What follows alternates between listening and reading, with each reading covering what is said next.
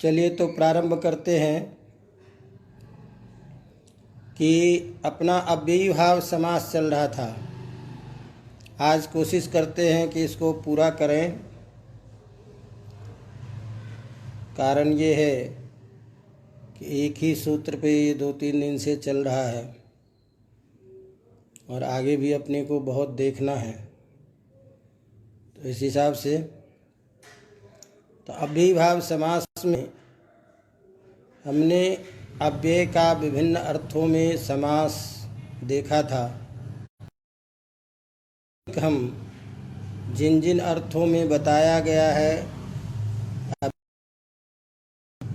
उसके ऊपर विचार करते हुए आगे बढ़ रहे हैं। तो हमने विभक्ति अर्थ में अव्यय का समास देखा, समीप अर्थ में, समृद्धि अर्थ में, व्यावृद्धि अर्थ में, अर्थाभाव अर्थ में, अत्यय अर्थ में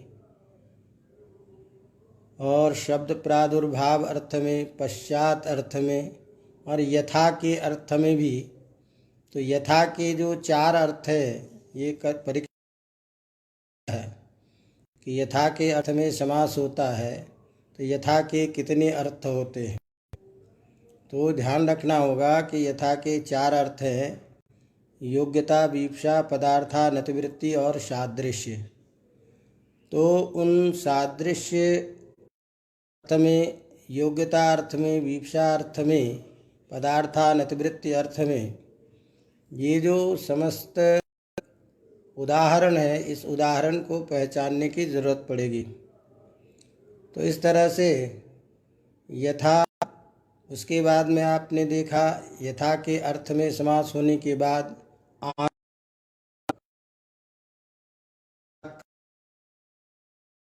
जिस क्रम से हमको अर्थबोध कराना होता है, अर्थात आन पूर्व ये अव्यय का होगा तो वहाँ भी समास होगा। उदाहरण आनुपूर्वेन। इसके बाद योग पद्य आया था। तो योग पद्य का मतलब होता है युगपद से युक्त, युगपत धर्म वाला। युगपत का मतलब होता है एक। तो एक साथ अर्थबोध तो कम से कम रहेगी, तभी एक साथ का हम व्यवहार करेंगे।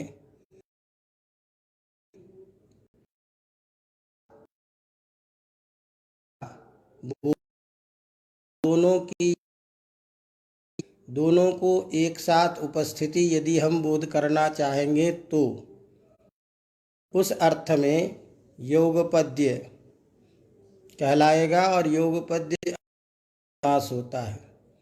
तो जिसका उदाहरण हमने कहा सचक्रम, चक्रेण युग।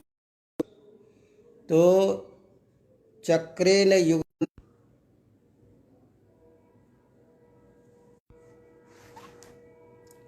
हेलो, हाँ आप लोगों की आवाज़ आ, बीच में कट गया था। हेलो, बीच में कट गया था, संपर्क टूट गया था। अब आप लोगों तक मेरी बात आ रही है? हाँ, बीच में ये कुछ व्यवधान आ गया था। अब आ रही है आवाज़ आप लोगों की? आप लोगों तक मेरी आवाज़ पहुंच रही है? निर्देश कीजिए।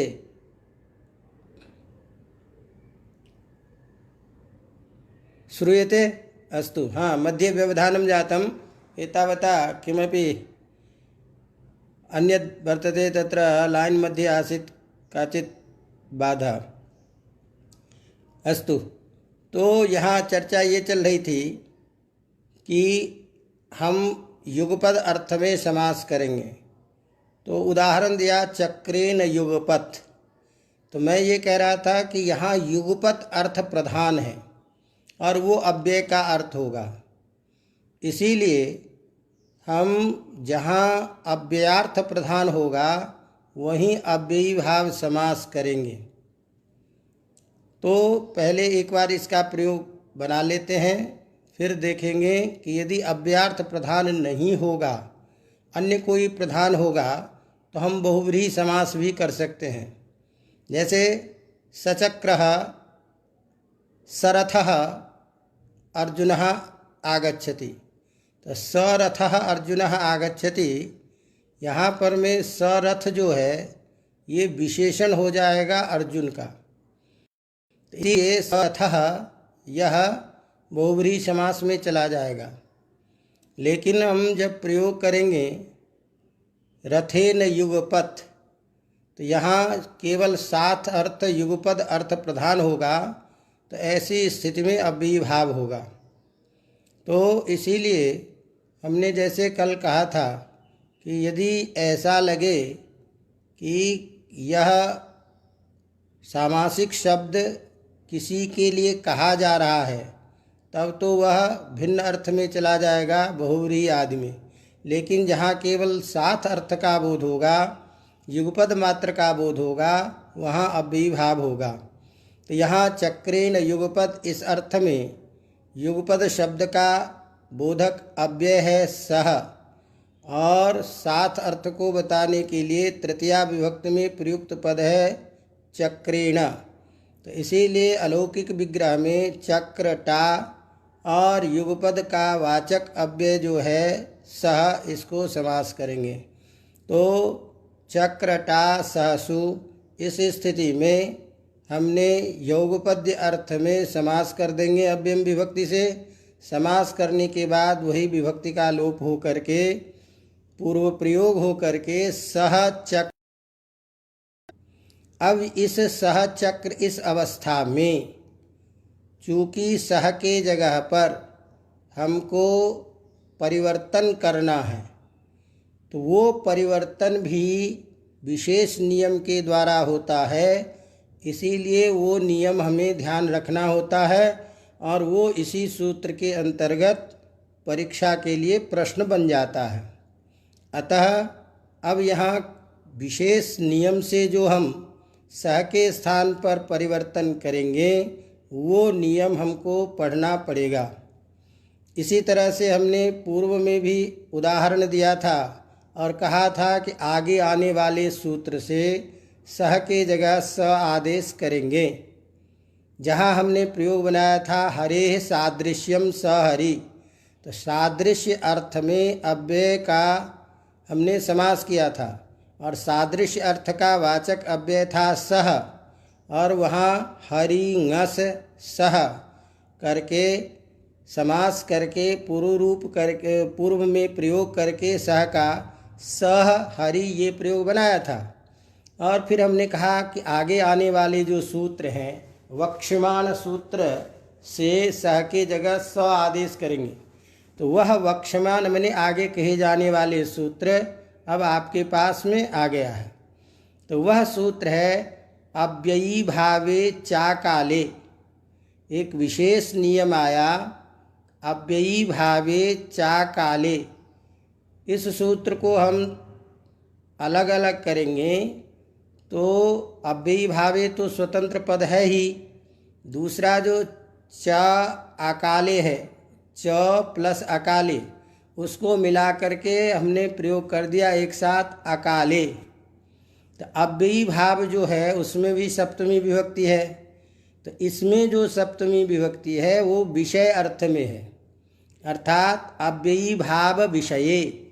जहाँ अव्ययी भाव का विषय हो, अर्थात जहाँ अव्ययी भाव समास हो, तो अव्ययी भाव समास विषये, अव्ययी भाव जहाँ हम समास करेंगे उस समास में क्या होगा। तो इस सूत्र में कुछ भी नहीं लिखा है कि क्या होगा नहीं होगा, केवल लिखा अव्ययी भावे और अर्थ आया अव्ययी भाव समास में। और क्या कहा अकाले, तो काल शब्द जो है वह समय का बोधक शब्द है यहाँ। तो काल शब्द का अर्थ हो गया समय, और न कालः अकालः काल भिन्न, और उसमें सप्तमी विभक्ति लगा दिया तो अर्थ हो गया अकाले अर्थात काल भिन्ने। तो काल शब्द में जो सप्तमी विभक्ति है वो सती सप्तमी है, माने पर में रहने पर। तो दोनों में सप्तमी में भिन्न है। एक में सती सप्तमी है निमित्तवाचक जिसको कहते हैं, ये चीज़ बाद में रहने पर। तो काल शब्द जो है अपने काल का वाचक जो भी शब्द होगा जिससे समय का बोध होगा, ऐसा समय बताने वाला जो शब्द होगा वो शब्द बाद में नहीं रहने पर, अर्थात कालवाचक शब्द से भिन्न यदि शब्द बाद में रहे तो अव्ययी भाव में। ये केवल इतना सूत्र का अर्थ आया। अब इससे सूत्र का अर्थ पूरा नहीं हो रहा, इसीलिए इस सूत्र में पूर्व सूत्र से अनुवृत्ति आती है, सहस्य सह, इसकी अनुवृत्ति आ जाएगी। एक सूत्र है व्याकरण में सहस्य सह संज्ञायाम, इससे सहस्य सह इस दो पद की अनुवृत्ति आएगी। अब जब अनुवृत्ति आ जाएगी तो वो जुड़ करके अर्थ करेगा अव्ययी भावे सहस्य सहस्यात्। अव्ययी भाव समास में सह पर स आदेश होगा। कब होगा? अकाले, काल भिन्ने शब्दे पड़े। काल से भिन्न, कालवाचक शब्द से भिन्न शब्द बाद में रहने पर सह शब्द के स्थान में स आदेश होगा अव्ययी भाव समास में। ये सूत्र का पूरा अर्थ निकला। अब इस सूत्र के अर्थ के आधार पर अपना प्रयोग देखिए। अपना प्रयोग क्या है? सह चक्र। तो यहाँ अव्ययी भाव समास आपने कर ही दिया है अव्ययम विभक्ति से। बाद वाला जो पद है वो चक्र शब्द है, जो चक्र शब्द कालवाचक शब्द से भिन्न है। तो कालवाचक शब्द से भिन्न शब्द भी बाद में हो गया, अव्ययी भाव समास है ही, और सह शब्द का प्रयोग है। तो इस सह शब्द के स्थान में स आदेश कर देंगे। तो स आदेश कर देंगे तो प्रयोग बन जाएगा सचक्र। अब सचक्र जब बन गया तो ऐसी स्थिति में अव्ययी भाव समास होने के कारण, अकारांत होने के कारण सु आएगा। सु को अम करके प्रयोग बन जाएगा सचक्रम। इसी तरह से कोई भी आप प्रयोग बनाना चाहेंगे, रथेन युगपथ, तो युगपद अर्थबोध होने पर सरथम। इसी तरह से हमने ये सूत्र कहा था अव्ययी भाव समास में। हरे सादृश्यम में भी प्रयोग क्या स्थिति थी? सह हरि। तो यहाँ भी उत्तर पद में कौन पद है? हरि। तो कालवाचक शब्द से भिन्न है। तो इस हरि शब्द के बाद में रहने पर स शब्द के स्थान में जब हम स आदेश कर देंगे तो स हरि प्रयोग बन गया। तो इस तरह से सचक्रम, सहरि, जितने भी सूत्र और प्रयोग है, इन प्रयोगों में या कोई भी अव्ययी भाव समास रहेगा तो वहाँ पर में सह शब्द के स्थान में स आदेश होगा। ध्यान रहे कि यह तभी होगा जब बाद में कालवाचक शब्द न हो। जैसे उदाहरण के तौर पर हम प्रयोग कहते हैं सह पूर्वान्नम। तो सह पूर्वान्नम जो ये प्रयोग है, यहाँ पूर्वान्न जो शब्द है ये क्या है? सह शब्द के साथ में पूर्वान्न शब्द काल का वाचक है, अवधि का वाचक है पूर्वान्न। अपराह्न ये शब्द क्या है? कालवाचक है। तो यहाँ पर में हुआ भी सह शब्द के स्थान में स आदेश नहीं होता है, तो सह पूर्वान्नम यही प्रयोग बनेगा। अवगतम? तो इसलिए जहाँ कालवाचक शब्द न हो वहाँ पर में, तो यहाँ पर में क्या हुआ? फिर समास कैसे करेंगे? तो सहपूर्वान्नम में समास तो अव्ययी भाव ही है, समास अव्ययी भाव ही है। तो अव्ययी भाव समीप आदि अर्थ में साकल्य आदि अर्थ में हम समास यहाँ करेंगे, अर्थात पूर्वान्न अवधि तक ये अर्थ हो जाएगा, या पूर्वान्न के पास में, पूर्वान्न से समीप।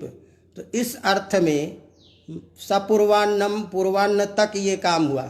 तो पूर्वान्न तक अर्थ वो जो होगा वो साकल्य के अर्थ में हो जाएगा, उस पूरे अवधि में ये काम।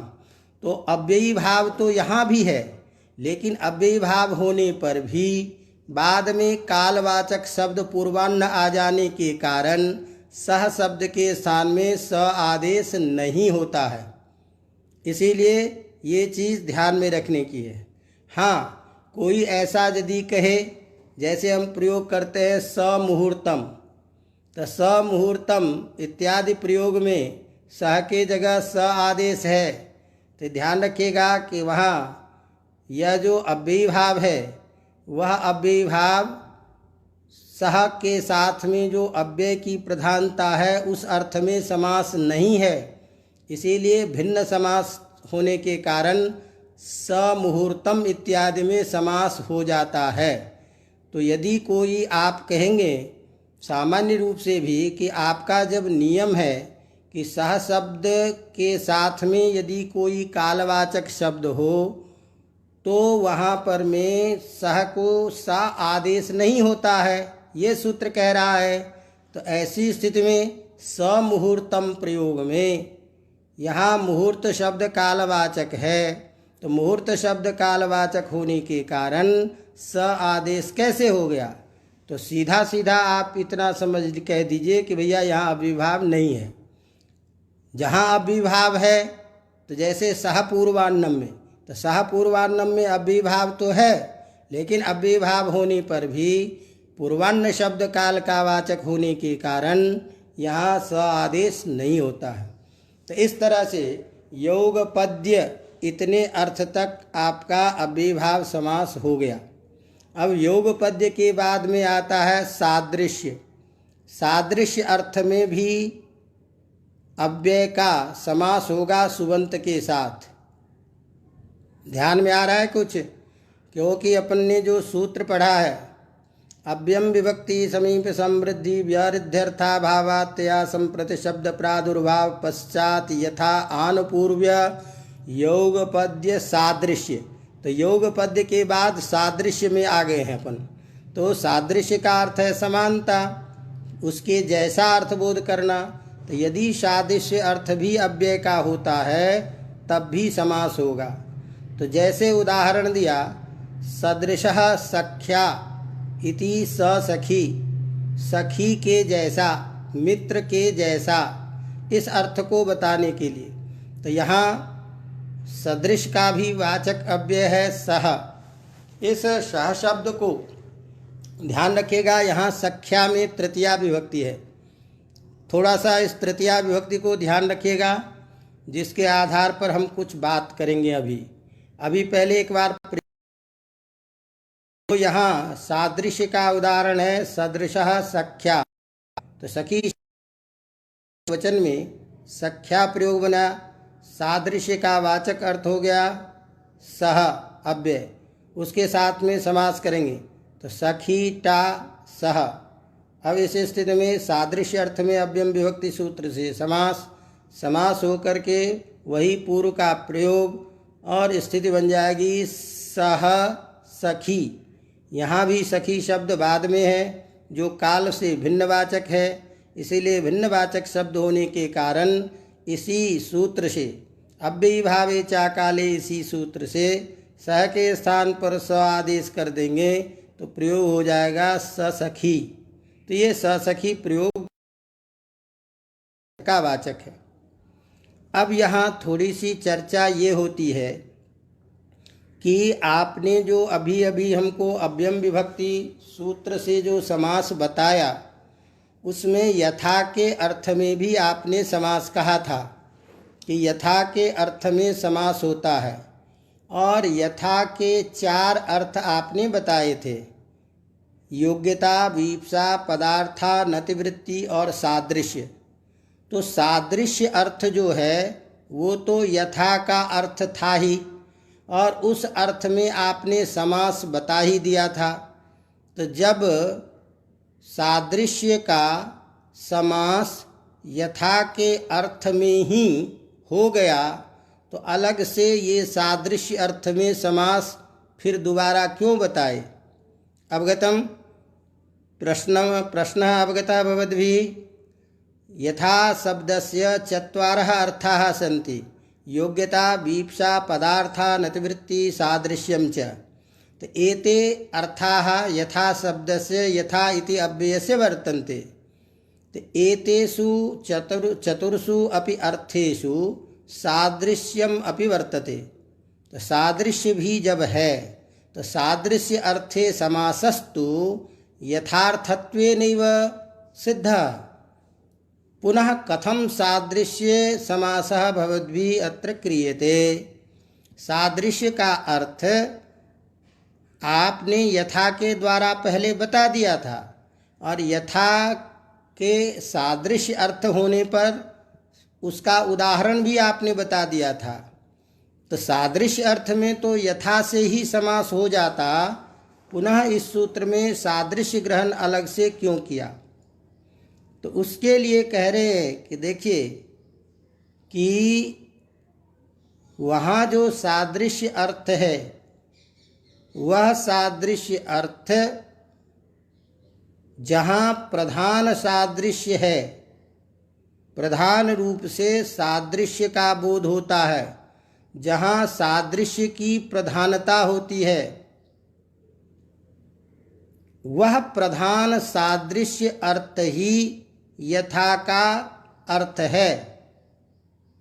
तो जैसे हरे सादृश्यम में यहाँ सादृश्य अर्थ में अव्ययीभाव समास हमने जो किया है वह सादृश्य प्रधान अर्थ में है। तो हरि के जैसा अर्थात हरि की सादृश्यता संपूर्ण रूप से बताई जा रही है। प्रयोग है समास का, उसका पूर्ण सादृश्य जहाँ होगा वो पूर्ण सादृश्य प्रधान सादृश्य उस यथा के सादृश्य का अर्थ है। अवगतम?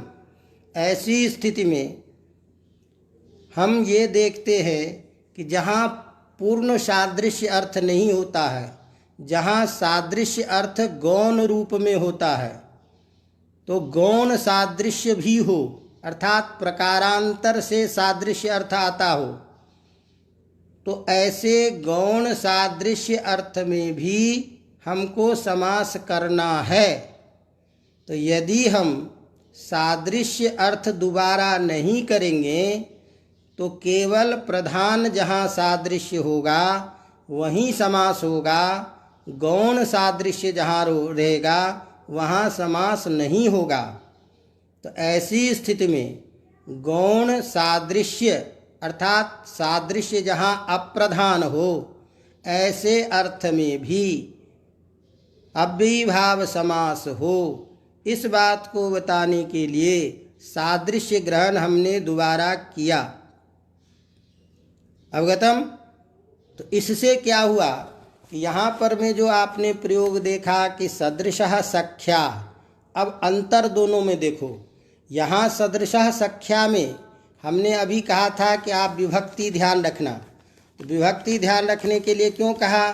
क्योंकि सख्या में यहाँ तृतीया विभक्ति है, और तृतीया विभक्ति किस अर्थ में है? अप्रधान अर्थ में। तो यहाँ सादृश्य जो है वो अप्रधान है। सादृश्य अर्थ में जो तृतीया विभक्ति है सहयुक्ते अप्रधाने से, तो अप्रधान अर्थ में सादृश्य है। वहाँ पर में विग्रह देखो, वहाँ आपने क्या किया था? हरेह सादृश्यम षष्ठी। तो स्वरूपतः जो था वह स्वरूपतः सादृश्य प्राधान्य था। अवगतम? तो इसलिए वहाँ प्रधान अर्थ समास है, प्रधान है सादृश्य, और यहाँ क्या है? गौण है। इसीलिए गौण अर्थ में भी समास हो, इसीलिए। अवगतम? तो इस सूत्र से गौण सादृश्य में भी समास होता है और प्रधान सादृश्य में भी समास होता है। अब बात ये रह गई कि आपको कैसे पता चलेगा कि षष्ठी विभक्ति के द्वारा ये प्रधान है और यहाँ तृतीया विभक्ति के द्वारा ये अप्रधान है। ये कैसे आपने तय कर दिया? इसमें क्या मापक है कि ये प्रधान है और ये अप्रधान है? तो इसीलिए कहा कि जो अव्यम विभक्ति समीप सादृश्य ये जो सूत्र है, इस सूत्र में जो वचन ग्रहण कहा है, तो वचन ग्रहण के सामर्थ्य से जहाँ अव्ययार्थ प्रधान होगा वहीं समास करेंगे। तो इसीलिए वचन ग्रहण के सामर्थ्य से जहाँ अव्ययार्थ सादृश्य प्रधान होगा वहीं पर में समास होगा। ऐसी स्थिति में जहाँ गुणीभूत सादृश्य है वहाँ कभी भी समास नहीं हो सकता है।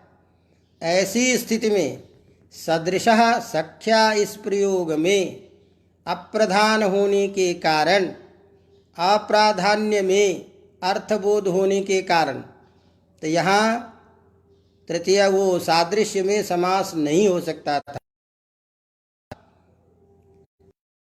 ग्रहण सामर्थ्यात् यत्र अव्ययार्थः प्रधानं तत्रैव समासः, तो सादृश्यं यत्र अव्ययस्य प्रधानं स्यात् तत्र समासः अस्तु, परंच जहाँ सादृश्य प्रधान नहीं होगा अव्यय का, वहाँ समास नहीं होता।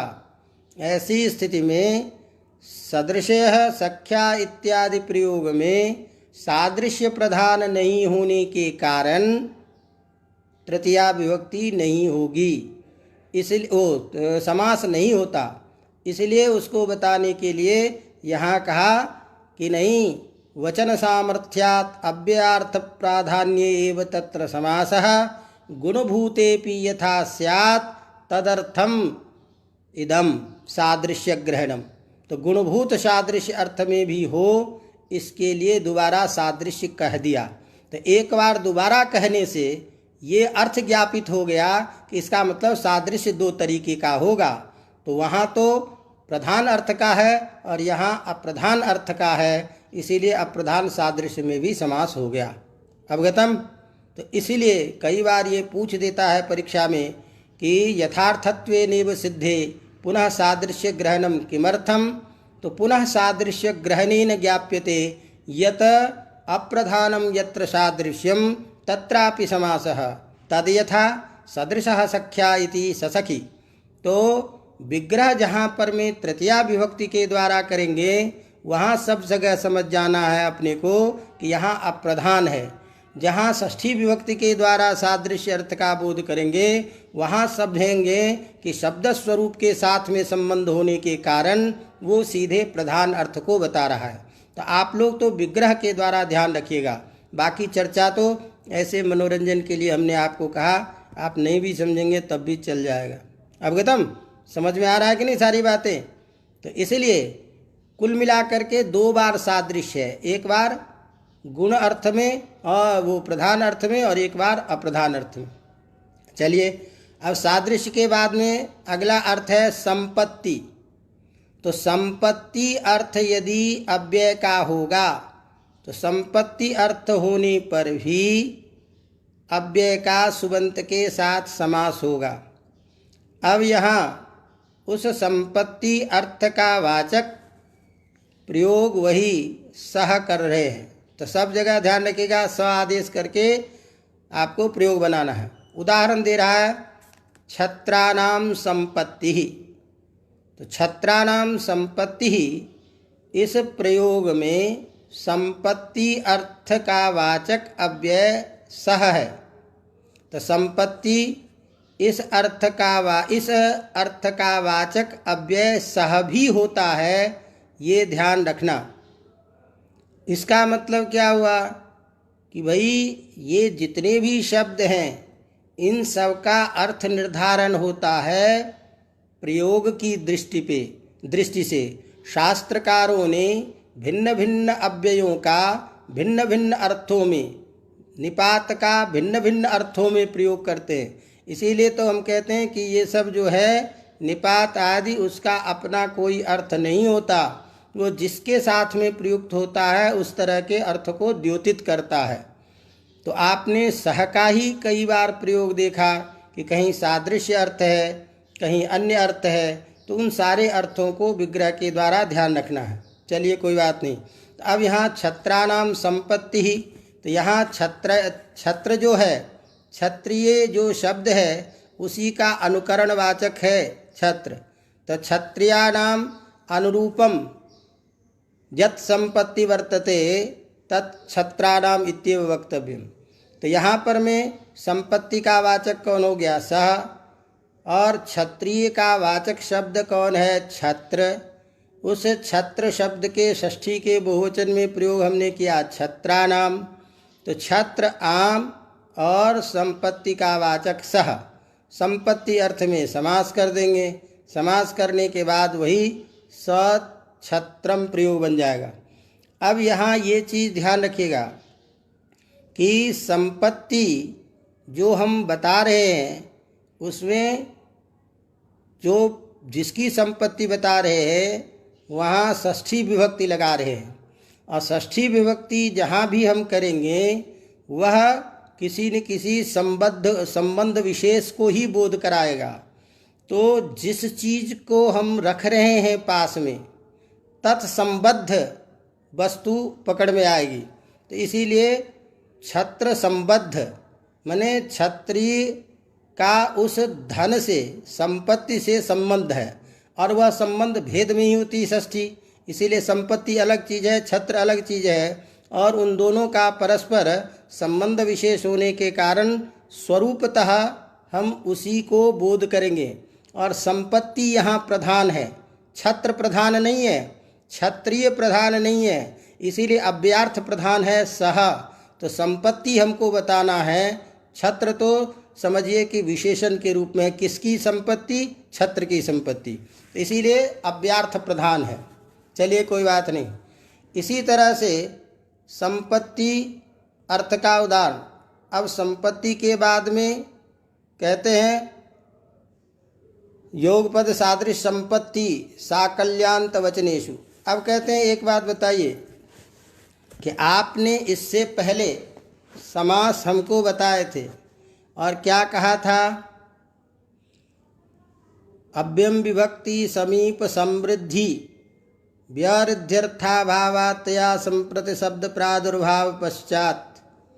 तो यहाँ पर मैं समृद्धि अर्थ बताया था। तो समृद्धि जो शब्द है वह भी तो संपत्ति के ही अर्थ में प्रयुक्त होता है, क्योंकि संपत्ति होना ही समृद्धि है। तो जब संपत्ति को ही द्वितीय रूप में समृद्धि हम कहते हैं तो ऐसी स्थिति में समृद्धि अर्थ में आपने पहले समास बता दिया था, अव्यम विभक्ति समीप समृद्धि, और उदाहरण भी आपने दिया था वहाँ। तो ऐसी स्थिति में जब समृद्धि अर्थ में समास बता ही दिए थे तो फिर यहाँ संपत्ति अर्थ में आपने समास अलग से क्यों बताया? तो उसके लिए कहते हैं कि नहीं, संपत्ति और समृद्धि में अंतर है। संपत्ति जिसको है उसी को समृद्धि हम जो व्यवहार करते हैं, ये व्यवहार वस्तुतः आरोपित व्यवहार है। दोनों में अंतर है। क्या अंतर है? तो संपत्ति अलग चीज़ है और समृद्धि अलग चीज़ है। तो इसको भी ध्यान रखिएगा, परीक्षा में पूछ देगा। तो इसको भी ध्यान रखिए। हाँ, तो इस तरह से इदानीं तत्रापि चर्चा क्रियते। तो ये जो स्थिति आई है, तो मैंने क्या कहा कि प्रयोग अपने को क्या देखना है कि संपत्ति और समृद्धि ये दोनों अंतर है। इस दोनों शब्दों में कहा क्या अंतर है? तो अंतर ये है कि जहाँ पर में जितनी आवश्यकता है, आत्मानुकूल जो भाव है, जितनी आपको चीज़ें चाहिए जीवन के लिए, आवश्यकता के लिए, उन चीज़ों का होना तो संपत्ति है। वो चीज़ क्या है? संपत्ति। अर्थात जीवन यापन के लिए आपके जितने से हो जाए, जितने से काम चल जाए, वो तो क्या है? संपत्ति। समझ में आ रही बात कि नहीं? और उसकी अधिकता यदि हो जाए तो उसको कहते हैं समृद्धि। बात समझ में आ रही बात? जितनी आपको जरूरत है तो आत्मभावः संपत्ति, और उसकी अधिकता जो होगी, रिद्धेः आधिक्यम, वो क्या है? समृद्धि। तो आजकल तो मैं इस हिसाब से उसको थोड़ा सा आपको मैं बच्चों के हिसाब से थोड़ा समझा दूं। अरे टीवी, समाचार सुनने के लिए टीवी चाहिए, ये आवश्यकता है कि समाचार सुनना है, देखना भी है तो टीवी होनी चाहिए। लेकिन वो टीवी ऐसी होनी चाहिए जो हमें उठना भी नहीं पड़े, रंगीन हो, बटन दबा करके ही हो जाए, उसमें सब कुछ सिस्टम यही हो जाए। इस तरह की ही टीवी यदि अपेक्षित हो गई तो जिससे काम चल सकता था उससे अधिक आपकी इच्छा बढ़ गई। तो इस तरह से आत्मानुरूप भाव से बढ़कर के जो चीज़ें आ गई वो समृद्धि में है। तो हम इसीलिए कहते हैं कि पहले के ज़माने में लोग अपने आप में आवश्यकता में संतुष्ट रहा करते थे, तो उतनी ही चीज़ें संपत्ति के अंतर्गत आती थी।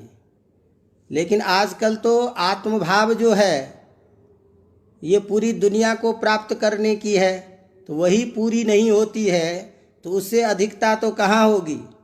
तो इसीलिए आजकल तो किसी के पास पूरी संपत्ति भी नहीं है, क्योंकि असंतोष इतना बढ़ गया है।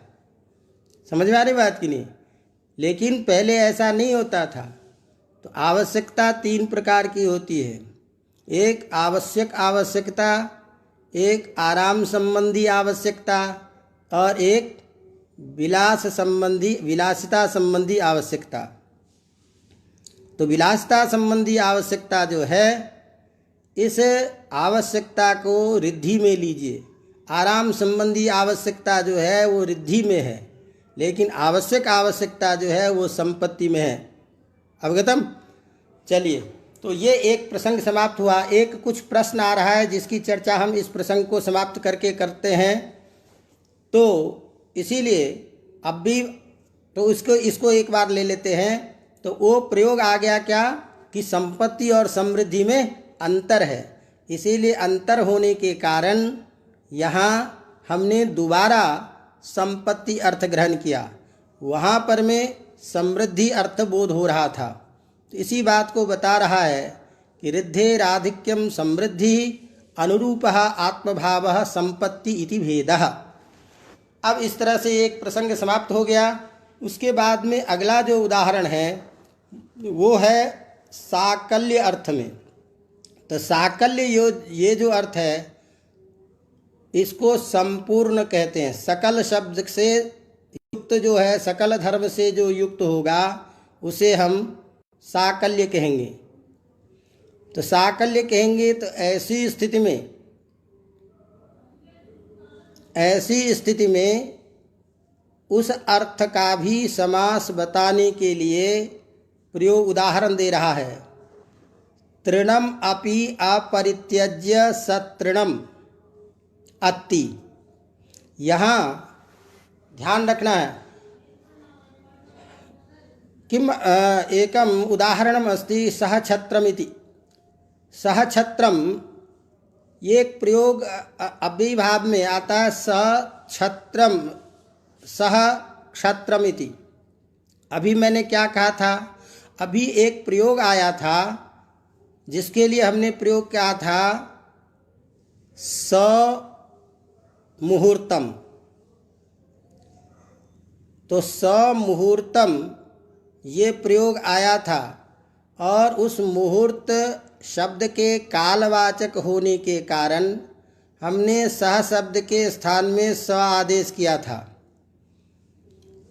लेकिन हमने कहा कि सह पूर्वान्नम ये प्रयोग बना है कि सह पूर्वान्नम में सह आदेश है। सूत्र कहता है अव्ययीभावे चाकाले कि काल शब्द को छोड़ करके जो उत्तर पद में अन्य शब्द रहेगा, ऐसी स्थिति में ही सह के स्थान पर स आदेश होगा। इस स्थिति में सह पूर्वान्नम में पूर्वान्न शब्द काल का वाचक है, इसीलिए सह के स्थान पर स आदेश नहीं हुआ। बात समझ में आ गई। फिर उदाहरण दिया कि फिर ये बताइए आपका जो एक दूसरा प्रयोग है समुहूर्तम, ये समुहूर्तम में क्या हो गया कि समुहूर्तम में मुहूर्त शब्द कालवाचक है। तो मुहूर्त शब्द जब कालवाचक है तो ऐसी स्थिति में मुहूर्त शब्द के साथ में जो सह शब्द है उस सह शब्द के स्थान में आपने समास कैसे कर दिया, ये एक प्रयोग आया था। अभी अभी चर्चा हुई थी कि सह पूर्वान्नम में तो सह को स आदेश समझ में आ रहा है, लेकिन समुहूर्तम में मुहूर्त शब्द कालवाचक है तो उसके जगह स आदेश कैसे हुआ। एक दूसरा एक प्रयोग आ रहा है सह सछत्रम। इसी तरह से सछत्रम में छत्र शब्द कालवाची जब नहीं है तो सहज वो कालवाची नहीं है तो सह के स्थान में स आदेश क्यों नहीं हुआ। सछत्रम जो आपने प्रयोग बनाया है उस प्रयोग के जगह पर में सह छत्रम प्रयोग कैसे होगा। तो सह छत्रम ये प्रयोग साधु है कि नहीं है, एक प्रश्न आया।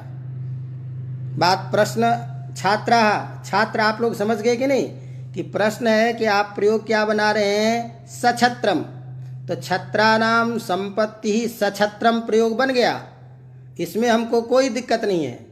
लेकिन सहछत्रम क्या ये प्रयोग होगा कि नहीं होगा, होगा तो कैसे होगा, ये विचारणीय है। तो इस पे हमने क्या कहा कि जहाँ अव्ययार्थ प्रधान होगा वहाँ पर में अव्ययीभाव होगा। यदि अव्ययार्थ प्रधान नहीं है तो वहाँ पर में सीधा ये समझना चाहिए कि भिन्न समास की प्रवृत्ति होगी। तो ऐसी स्थिति में हमारा जो सहछत्रम प्रयोग देखा जा रहा है, यह सहछत्रम प्रयोग एक बार तो मोटे तौर पे हम इसको थोड़ी देर के लिए अलग कर दें कि यह सछत्रम प्रयोग अव्ययी भाव समास न करें तो क्या दिक्कत है, क्योंकि अव्यार्थ यहाँ प्रधान नहीं है। यदि हम कहें अव्ययीभाव नहीं है तो फिर कहें कि नहीं अव्ययीभाव हम मानेंगे, अव्ययीभाव ही प्रधान है। तो हमने अभी क्या कहा सह पूर्वान्नम में कि सह शब्द जहाँ पर में है वहाँ अव्ययीभाव समास है सह पूर्वान्नम में, लेकिन वहाँ समीप आदि साकल्य आदि अर्थ में समास है। तो वहाँ जो सह शब्द का है सह पूर्वान्नम में समीप आदि अर्थ में वहाँ समास है, इसीलिए सादृश्य अर्थ प्रधान नहीं होने के कारण स आदेश वहाँ नहीं हुआ। तो सह पूर्वान्नम को भी और सह नक्षत्रम को भी इसी तरह सह छत्रम को भी इसी रूप में देखा जाए तो सामीप्यादि अर्थ में समास वहाँ माना जाता है। तो इसीलिए एक सह ये प्रश्न वहाँ भी आया कि सह पूर्वान्नम में कथम समासः तर्हि तदुच्यते तत्र विभक्त्याद्यर्थे अत्र अव्ययीभावो बोध्यः। विभक्ति आदि अर्थ में, जैसे हमने कहा पूर्ण मुहूर्त को व्याप्त करके ये कार्य हुआ, या मुहूर्त के आने आने तक काम हुआ, अव्यभित पूर्व में मुहूर्त तक में ये काम हुआ, इस तरह के अर्थ को बताने के लिए सह आदेश की स्थिति वहाँ नहीं आई है। इसीलिए सादृश्य अर्थ का वाचक नहीं होने के कारण, विभक्ति इत्यादि अर्थ होने के कारण, वहाँ सामीप्यादि अर्थ होने के कारण समास नहीं करते हैं। इति अभी संक्षेप में मैं आपके सामने रखा। चलिए आगे। इसी तरह से अब यहाँ आ गया तृणम अपि अपरित्यज्य भुंक्ते। तो यहाँ भी देखना वाक्य में प्रयोग करना है अपने को। आज मैं सोच रहा हूँ कि अभिभाव को पूरा ही कर ले। तो सतृणम अति, यहाँ पर में विग्रह आपको रखना है तृणम अपि अपरित्यज्य, क्योंकि साकल्य अर्थ बिना इस अर्थ को रखे वाक्य में बोध नहीं आएगा। तो तृणम अपि अपरित्यज्य, तो अपरित्यज्य में इक्त्वा प्रत्यय है और क्त्वा प्रत्यय के स्थान में ल्यप प्रत्यय का प्रयोग है, और वह परावर योगे च इत्यादि सूत्र से है। कुल मिला के अव्यभित पूर्वत्व परत्व में यदि कोई शब्द रहता है तो इस अर्थ में भी क्या होता है, क्त्वा ल्यप होता है। तो अपरित्यज्य इस अर्थ को लेकर के इस वाक्य में संपूर्ण अर्थ आता है, जिसका क्रिया के साथ योग होने के कारण सामर्थ्य है। इसीलिए यहाँ वाक्य में प्रयोग करेंगे अपरित्यज्य, माने नहीं छोड़ करके। क्या नहीं छोड़ करके? तिनके को भी नहीं छोड़ करके। अति, अब यहाँ साकल्य अर्थ बताना है, इस अर्थ की प्रतीति हमको हो जाए, इसके लिए आगे लिखा क्रियापद अति, खाता है। तो खाता है इस वाक्य क्रिया का प्रयोग करके, और फिर हम कहते हैं कि तिनके को भी नहीं छोड़ता है। तो इसका मतलब ये नहीं कि तिनका खा लेता है। यहाँ तिनका खाने में तात्पर्य नहीं है, बल्कि जितना दिया वो सब कुछ खा लिया, जितना थाली में दिया सब कुछ खा लिया, कुछ नहीं छोड़ा। इस बात को बताने के लिए हम कहते हैं कि अरे तूने तो सारा का सारा, तूने तो आज खाने में तिनका भी नहीं छोड़ा। तो तिनका भी नहीं छोड़ा, तत्र तात्पर्यम सकलम भुंक्ते इत्यर्थ, सारा कुछ खा लिया, ये तात्पर्य है। तो इसीलिए इस तात्पर्य को बताने के लिए, साकल्य अर्थ को बताने के लिए विग्रह वाक्य में अपरित्यज्य शब्द का प्रयोग किया है। और अपरित्यज्य के साथ में जब साकल्य अर्थ होगा तो यही वाक्य हमको विग्रह वाक्य में रखना होगा। और उसको भी बताने के लिए सह आ गया, और सह के द्वारा तो तृणम अपि अपरित्यज्य, तो जो नहीं, जो शब्द रखा है साकल्य अर्थ को बताने के लिए, उसी के साथ समास करेंगे। तो साकल्य अर्थ को बताने के लिए क्या रखा? तृण। इस तृण को हम सह के साथ समास करेंगे, तो वही तृण अम सह, और समास पूर्व प्रयोग सह के स्थान में स आदेश, सतृण बन जाएगा। सतृण से सु लाएंगे, सु को हम कर देंगे, बन जाएगा सतृणम अति, अर्थात साकल्येन अतित्यर्थः, जितना दिया गया वो सब कुछ खा लिया। न तो अत्र तृण भक्षणे तात्पर्यम, यहाँ तिनके के खाने में तात्पर्य नहीं है, ये समझ लेना चाहिए। उसी बात को कहते हैं सतृणमति। तो साकल्य का उदाहरण हो गया। अब अगला है अंत। तो अंत शब्द का उदाहरण दे रहा है यहाँ। अब यहाँ कहते हैं कि अग्नि ग्रंथ पर्यंतम अधीते, उदाहरण दे रहा है साग्नि। ये थोड़ा सा ये भी विचार करने, वो समझने की बात है कि अंत का मतलब होता है यहाँ सीमा। अंत शब्द किसका वाचक है? सीमा का वाचक है। तो यहाँ पर में अंत शब्द जब अंतिम, अर्थात यस्मात् परो नास्ति स अंतः, जिसके पर में नहीं होगा उसे अंत कहते हैं। तो यहाँ अंत शब्द उस अंत का वाचक नहीं है। अंत शब्द से अंत अवयव है विवक्षित, अंतिम अवयव तक पढ़ा। अंतिम अर्थात क्या करते कि अंतिम को पढ़ा नहीं, वहाँ तक पढ़ा, तो अंतिम अवयव तक को पकड़ना है यहाँ। तो इसीलिए हम प्रयोग करते हैं कि जो चीज़ पढ़ने के लिए रखा तो यहाँ से प्रारंभ किया और यहाँ तक पूरी चीज़ को पढ़ लिया। तो तात्पर्य तो यहाँ भी साकल्य में है, लेकिन साकल्य से भिन्न अर्थ की प्रतीति यहाँ हो रही है कि संपूर्ण अवयव तक गया। तो पर्यंत अर्थ जो है वह अंत शब्द के द्वारा बता रहे हैं। इसी बात को लिखते हैं कि यहाँ पर में अग्निग्रंथ पर्यंतम अधीते, तो क्रिया के साथ में फिर अन्वय, और अंत जो है अंतावयव में अंतावयव अर्थ में अविलक्षित है, इसीलिए अग्निग्रंथ कहते हैं ऋग्वेद को। तो अग्निग्रंथ तक यहाँ जाने के लिए हमने अंत शब्द का प्रयोग किया। अब अग्निग्रंथ पर्यंत तक जा रहे हो तो द्वितीया विभक्ति के द्वारा बोध करा रहे हैं, तो स्थिति बन जाएगी अग्नि अम, और तक अर्थ को बताने के लिए, अंत अर्थ को बताने के लिए प्रयोग आ जाएगा सह। फिर समास विभक्ति का लोप, स्थिति क्या बनेगा सह अग्नि, सह की जगह स आदेश क्या बन जाएगा साग्नि। अब यहाँ ध्यान दीजिए, यहाँ संपूर्ण रूप में जितने भी अभी हम सह के प्रयोग देखे हैं, प्रायः सभी में कुछ न कुछ ऐसा अर्थ आ रहा है जो अर्थ सादृश्य होता हुआ भी, साथ होता हुआ भी, तो सब जगह साथ आ रहा है, लेकिन सभी साथ अर्थ में कुछ भिन्नता है।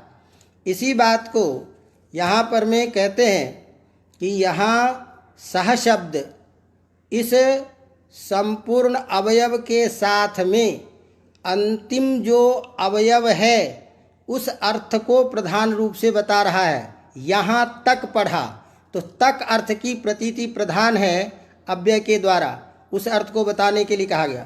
तो उसी को कहते हैं कि यहाँ अग्नि शब्द जो है, अग्नि का प्रतिपादक जो ग्रंथ है ऋग्वेद, उसका वाचक है, और तेन अंतावयवेन सहितम ग्रंथम इत्यर्थ। तो अग्नि ग्रंथ का अंतिम जो पार्ट था वहाँ तक संपूर्ण पुस्तक को पढ़ लिया। तो इसीलिए ग्रंथ पद जो है यह अध्याहृत अर्थ है, इसीलिए अध्याहृत पद को ला करके अर्थ हम स्पष्ट करते हैं। यदि ऐसा नहीं करेंगे तो ऐसी स्थिति में अधीते केवल ये प्रयोग करने पर समास प्रविष्ट अंत अवयव जो है, तो ऐसी स्थिति में वेद कल्प सूत्र भाग अर्थात अग्नि ग्रंथ के अवयव से छोड़ करके केवल उसी मात्र ग्रंथ का बोध कराता। इसीलिए अंतावयवेन अग्निग्रंथेन सहितम वेद कल्प सूत्र आदि भागम अधीते इत्यर्थ। अग्नि ग्रंथ से संबंधित जो जो चीज़ें हैं उन सबको पढ़ता है, ये अर्थ इसमें आ जाता है। अवगतम। तो यहाँ पर में वही कृष्णत्व अर्थ द्योतित है, लेकिन अब जब कृष्णत्व जो है वह भी साकल्य ही तो है, तो साकल्य में और इस अंत में अंतर क्या है? बात समझ में आ रही बात? यहाँ भी आपने क्या किया, पूरे को पढ़ लिया, और अभी आपने साकल्य अर्थ बताया था, तो साकल्य में और इसमें अंतर क्या आ गया? अंतर ये है कि यहाँ व्यापक अर्थ प्रधान है। तो व्यापक अर्थ यहाँ प्रधान होने के कारण उस साकल्य से भिन्न अर्थ की प्रतीति है। इसीलिए अंत शब्द में संपूर्ण अर्थ होता हुआ भी व्यापकत्वेन अवयव प्रधान है, इसीलिए अवयव के संपूर्ण अवयव को पूर्ण रूप से पढ़ता है। तो ग्रंथ के अंतिम अवयव की प्रधानता होने के कारण यहाँ उस साकल्य से भिन्न अर्थ की प्रतीति होती है और समास हो जाता है। तो इस तरह से आज ये इस सूत्र का ये पाठ संपन्न हुआ। लेकिन चलिए हम चाहें तो इसको मूल जो सूत्र है अव्ययीभाव का ये संपन्न हो गया। अब इससे संबंधित कोई भी चर्चा होगी उसके करेंगे। इसमें एक सूत्र और आप लोगों को प्रधान रूप से दिया गया है, तो नहीं हो तो मैं उसको संक्षेप में चर्चा करके इसको आज संपन्न नहीं करें। और वो सूत्र है आपका नदीभिश्च, समझ रहे हैं? और उसके साथ साथ एक सूत्र और भी इसी तरह से है तो कोई बात नहीं, नहीं हो तो जल्दबाजी में क्यों करें, छोड़ देते हैं, कल के लिए रहने देंगे।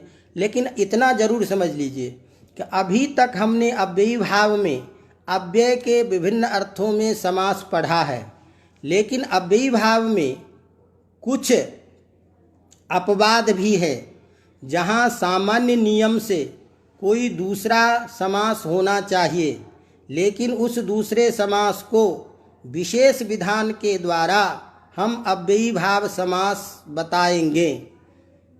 जैसे सामान्य रूप से हमने नियम पढ़ा कि संख्या पूर्व में रहने पर द्विगु समास होता है, लेकिन यह जो द्विगु समास है इसका अपवाद यहाँ हम बताएंगे कि नहीं नहीं, यदि वंशवाचक शब्द है,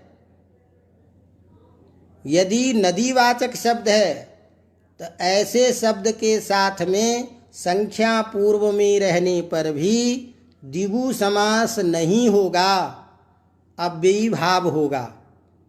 इसी तरह से कहीं पर में सामान्य नियम के आधार पर बहुव्रीहि समास होना चाहिए, अन्य पदार्थ प्रधान होने पर बहुव्रीहि समास होना चाहिए, लेकिन यहाँ कहेंगे कि नहीं, अन्य पदार्थ भी प्रधान हो, लेकिन यदि वो किसी का नाम हो जाए, नाम ही रख दिया जाए, तो नाम होने पर, अन्य पदार्थ प्रधान होने पर भी वह अव्ययी भाव हो जाएगा। तो ये एक दो विशेष नियम हैं जहाँ सामान्य नियम के आधार पर अव्ययी भाव समास अन्य समास होना चाहिए, वहाँ विशेष नियम करके हम अव्ययी भाव समास का बोध करेंगे। तो ये एक दो सूत्र है जो अपने को पढ़ना चाहिए। तो उसमें आपका नदीभिश्च सूत्र तो सिलेबस में है ही, इसके साथ साथ दो सूत्र जो है इस प्रकरण में पढ़ लें तो संपूर्ण प्रकरण का अध्ययन हो जाएगा। बाकी बीच में छोटे छोटे विभिन्न अव्ययों के अर्थ में समास है, तो वो है एक सूत्र संख्या वंशेन, और ये पहचानने ये भी सूत्र बहुत उपयोगी है संख्या वंशेन, कि वंश क्या चीज़ है। वंश दो प्रकार के होते हैं, विद्या वंश कौन है, जन्म वंश कौन है। तो संख्यावाची शब्द के साथ में द्विमुनि व्याकरणम त्रिमुनि व्याकरणम ये प्रयोग कैसे बनता है। इसी तरह से अन्य पदार्थे संज्ञायाम, तो ये तीन चीज़ है। तो इन तीनों चीज़ों को नहीं होगा तो अब कल ही करेंगे, आज समय अधिक हो गया है क्योंकि अगला भी पेपर अपने पास है। तो इसके साथ में इसको आज यहीं विश्राम देते हैं, फिर अपन 10-15 मिनट के बाद में मिलेंगे। इसी के साथ में आप सबको बहुत बहुत मुबारकबाद, और इसको शेयर करते रहिए, सब काम करते रहिए, अपने साथियों को भी बताते रहिए, और कक्षा के बारे में ज़रूर आप लोग बीच बीच में लिखते रहें ताकि इसकी निरंतरता बनी रहे।